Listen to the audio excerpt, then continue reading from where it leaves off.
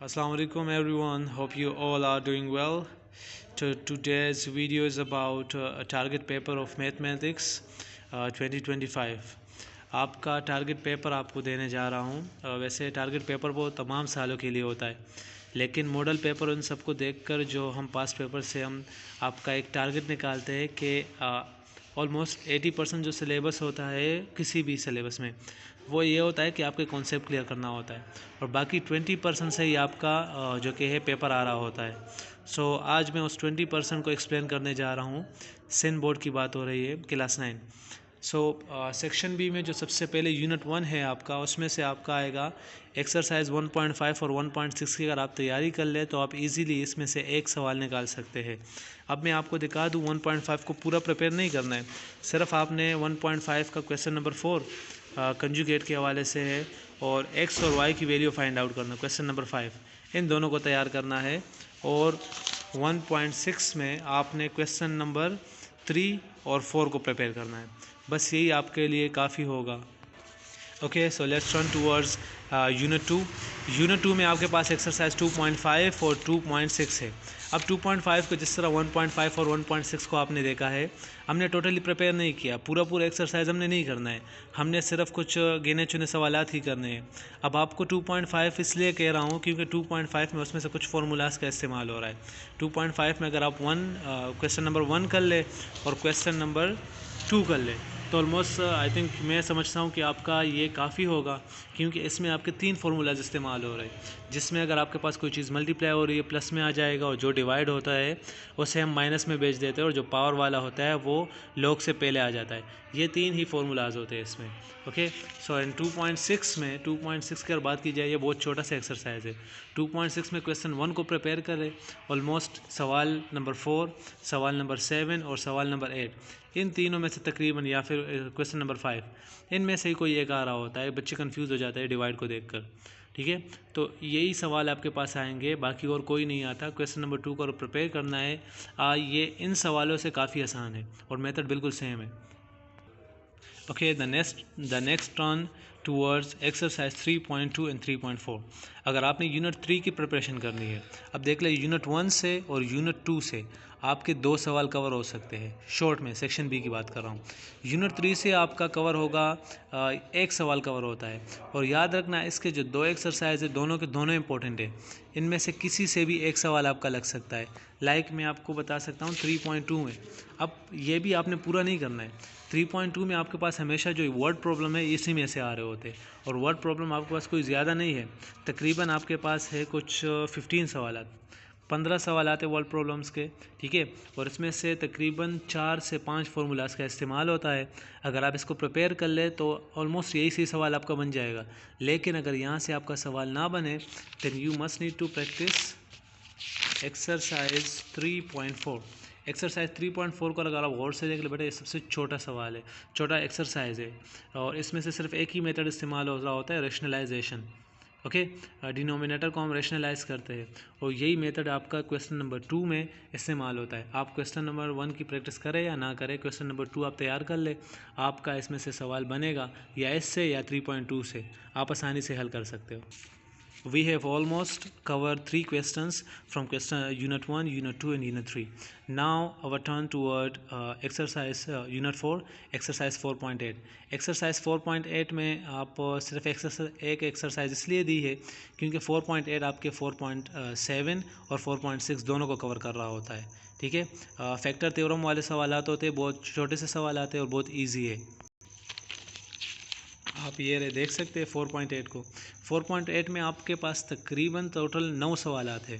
अगर आप इन 9 सवालात को प्रिपेयर कर ले फैक्टर थ्योरम, वैसे आएंगे तो नहीं, क्योंकि इसमें से जो है फैक्टर को कुछ बहुत बड़ा बन रहा है। 48 को देख ले, 18 को देख ले, 20 को देख ले, 12 को देख ले, तो ऑलमोस्ट पेपर में वो कम टाइम होता है, तो इसलिए वो कोशिश करते हैं कि बच्चे को शॉर्ट से शॉर्ट सवालात दे और ज़रा लॉजिकल वो पेपर बनाते।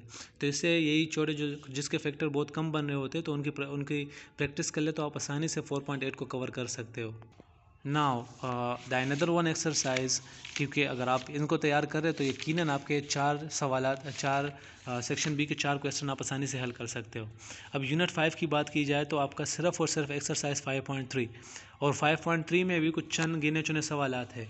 क्यों, ये देख ले आप 5.3 में से क्वेश्चन नंबर 3, 4, 5 और 6 को प्रिपेयर करें, बाकी आपके पास कोई एक्सरसाइज नहीं है, सिर्फ यही 4 सवालात है, इसमें से हमेशा आ रहे होते हैं। अगर ये, वैसे मैंने वहाँ पर तो बात नहीं की है, लेकिन इसके साथ साथ अगर आप एक्सरसाइज 1.5 के, सॉरी 5.1 के, अगर आप ये नीचे के 1, 2, 3 और 4 सवालात, मतलब 5, 6, 7, 8, अगर ये 4 सवालात और 5.3 के 4 सवालात कर ले तो मैं आपको गारंटी देता हूँ कि आप इसमें से आने वाले एक सवाल आसानी से हल कर सकते हो और आपके 5 सवालात मुकम्मल हो जाएंगे यहाँ पर।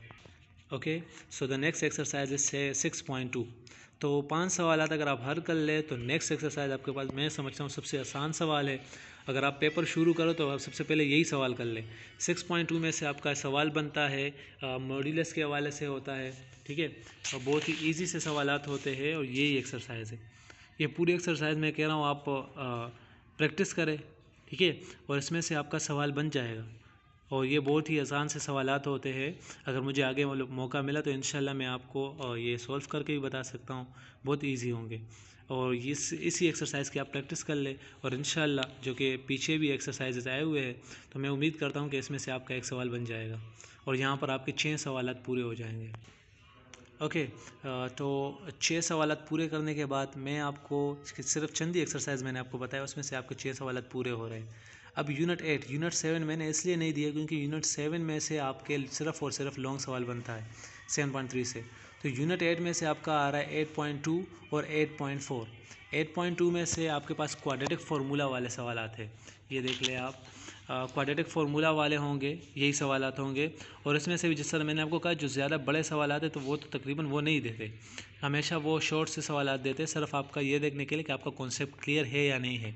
और इसके अलावा एक और एक्सरसाइज, इसके अलावा एक और एक्सरसाइज है 8.4। अब 8.4 के तकरीबन 6 ही सवालात हैं और बहुत आसान से सवालात हैं।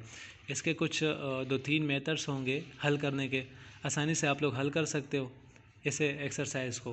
तो 8.2, 8.4 को प्रिपेयर करें, इंशाल्लाह इसमें से आपका एक सवाल बन जाएगा। तो बेटा इसको अगर आप यूनिट 8 तक आप कर लो तो आप आसानी से आप खुद देख सकते हो कि 7 सवाल आपके निकल जाएंगे।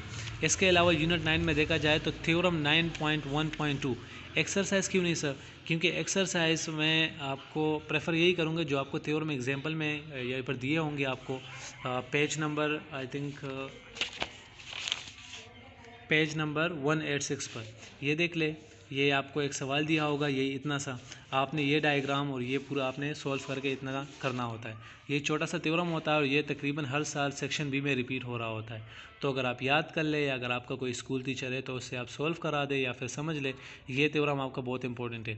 इसके अलावा ये भी है, लेकिन जो इस वक्त की बात की जा रही है, ज़्यादातर स्कूल कह रहे हैं कि रिड्यूस सिलेबस के हवाले से, तो रिड्यूस सिलेबस के हवाले से आपका 9.3 नहीं है, तो इसलिए मैंने उसमें ये वाला जो थ्योरम है वो ऐड नहीं किया है। Okay, so same as unit 9, unit 10 से भी थ्योरम आ रहा होता है और यूनिट 11 से भी, यूनिट में से इस तरह के जितने भी आगे यूनिट से उससे थ्योरम आते हैं। तो यूनिट 10 में से आपका बनता है एक थ्योरम 10.1.2। अब 10.1.2 का जो थ्योरम है वो ये रहा, पैरेललोग्राम के हवाले से होता है।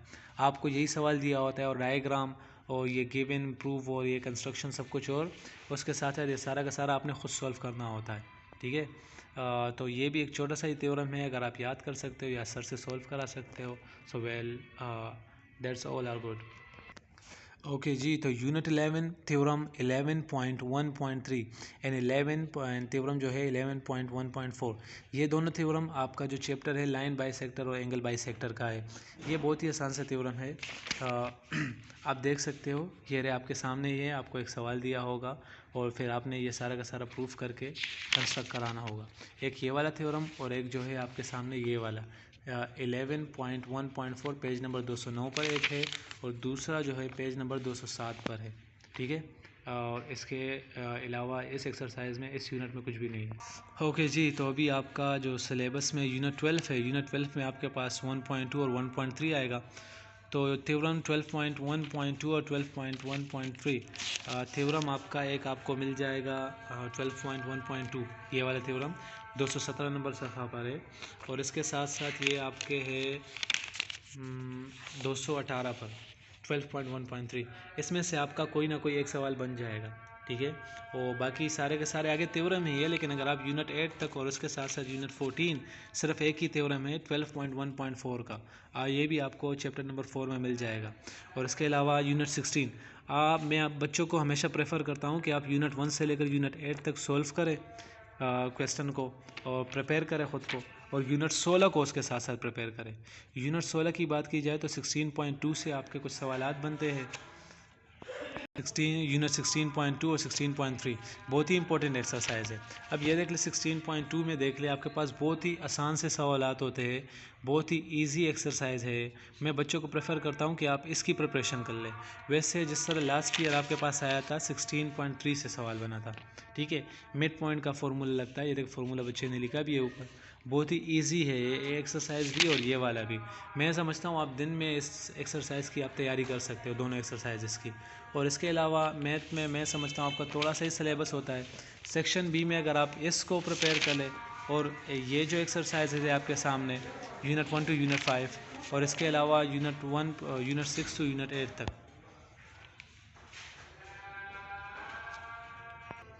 बेटा ये जो है मैं आपको पूरा का पूरा आपका जो सिलेबस है वो कराया मैंने। अब जो रिड्यूस सिलेबस की बात की जाए तो इसमें से काफ़ी कुछ मैंने कराया ही नहीं है, देख ले आप, ठीक है। तो आप सिर्फ यूनिट 8 तक प्रिपेयर करें और यूनिट 16 को तैयार करें। प्रिपेयर करने के बाद यूनिट 9 का जो थ्योरम है अपने टीचर को कह रहे वो आपको समझा सकता है। और यूनिट 10 का मतलब सिर्फ ये है कि ये एक आपको एक बैकअप मिल जाएगा कि जब आपसे सवाल सॉल्व नहीं हो रहा होगा कि दो थ्योरम आपको याद भी होंगे या फिर सर ने सॉल्व कराए होंगे, तो उस हिसाब से आप कर सकते हो। Now we are going to turn about section C. Section C बहुत आसान सा एक्सरसाइज है। आप 4.1, 4.2 और 4.5 को प्रिपेयर करें। आपके पास सबसे पहला सवाल बनता है कि फैक्टराइज द फॉलोइंग। उसमें से आपको तकरीबन 6 से 7 पार्ट दिए जाते हैं जिसे आप हल करते हो, जिसमें से आपका आता है 4.1, 4.2 और 4.5 का एक्सरसाइज आता है। And the another one exercise unit 7, 7.3, ठीक है। यूनिट 3 में अब यहाँ देख लें, मैं 4.1 आपको दिखा दूँ एक दफ़ा। 4.1 बहुत ही लेंथी एक्सरसाइज है। 4.1 बहुत ही लेंथी एक्सरसाइज है और मैं समझता हूँ कि यकीनन आप इसकी प्रिपरेशन ज़रूर करें। मैं समझता हूँ अगर आप ये एक्सरसाइज को तैयार कर ले तो आप आगे के तमाम फैक्टराइजेशन को आसानी से हल कर सकते हो। 4.2 में जो ये जो सवालात है वो क्वेश्चन 1 और 2, ये दोनों सवालात बड़े इजी है। और इसके अलावा ये जो दो सवालात है वो पीछे एक्सरसाइज में भी आए और यहाँ पर भी आए हुए हैं। 4.3 तो बहुत ईजी सा एक्सरसाइज थे, इन्होंने नहीं दिया है। 4.4 आपका कुछ फार्मूलाज वाले हैं और 4.5 भी आपके क्यूब के फार्मूलाज वाले, ये बहुत ही ईजी सा ही है, ठीक है। तो यूनिट 4 को आपने देख लिया, बहुत इजी सा ही है। और यूनिट आपका जो एक्सरसाइज 7.3 है, तो आपका एक्सरसाइज 7.3 जो है वो यार आपके सामने है क्वेश्चन 5 का। तकरीबन 10 सवाल आते हैं, तमाम के तमाम सवाल तो आते ही नहीं है, इसमें से कुछ शॉर्ट देख ले, आपने सॉल्व किए भी होंगे और इसी में से सवाल बनता है। अगर आप बैकअप के लिए आप पीछे के जो इसके एग्जाम्पल है वो कर लो और इसके अलावा आप 1-2 दफ़ा सॉल्व करेंगे तो आपको बड़ी आसानी होगी। अगेन आपका यूनिट 9, यूनिट 10 और यूनिट 15, ये तीनों के तीनों आपके थ्योरम है। आप देख सकते हो एनी कॉरस्पॉन्डिंग वाला है जो हर साल आता है। एनी कॉरस्पॉन्डिंग वाला एक आपका थ्योरम है यूनिट 9 से, यूनिट 10 का, यूनिट 15 का। तो अगर आप इनको भी प्रिपेयर करना चाहें तो कर लें। मैं समझता हूँ आप इस थ्योरम को लाजमी प्रिपेयर करें ताकि आपको एक बैकअप मिल सके। वैसे सवाल तो इन दोनों में से आ जाएगा, लेकिन एक बैकअप के लिए एक और सवाल आप कर लें। सेक्शन सी से आपने 2 सवाल करने होते, आप ज़रूर 2 या 3 सवाल एक्स्ट्रा कर लिया करें। सेक्शन जी में मैंने आपको 2-3 एक्स्ट्रा करा है और सेक्शन 1 में मैं कह रहा हूँ कि आप तकरीबन ज़्यादा से ज़्यादा या कम से कम एक लाजमी आपने प्रिपेयर करना है। शुक्रिया। ये आपका टारगेट पेपर था मैथ का। बहुत ईजी सा ही है। मैं समझता हूँ कि आप अपना टारगेट पेपर जो है वितना मन तैयार कर सकते हो, ठीक है, ख़ुद को प्रिपेयर कर सकते हो।